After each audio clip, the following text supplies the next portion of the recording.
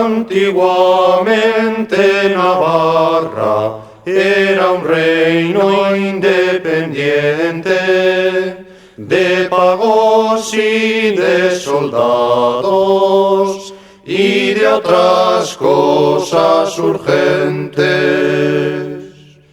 Desde el 1512 Navarra se unió a Castilla sin abandonar sus fueros, así el pacto lo pedía.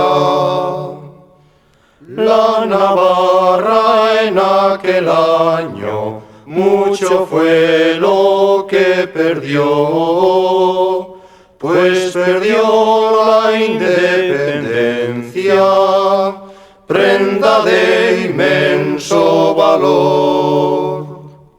Pues hay muchos en España que trabajan con malicia, porque sea la Navarra como las demás provincias.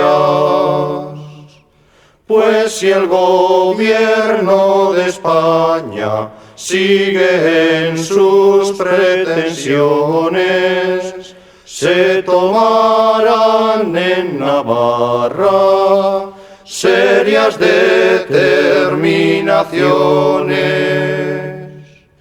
Con Monteagudo cascante, ahoritas también varillas, Oliteta, Falla, Estella, Cortés, Buñuel y Murchante, formemos una guerrilla para marchar adelante.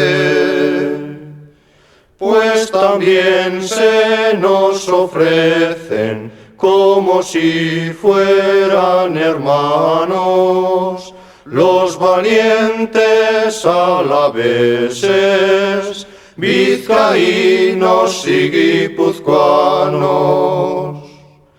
Vivan las 4 provincias que siempre han estado unidas y nunca se apartarán,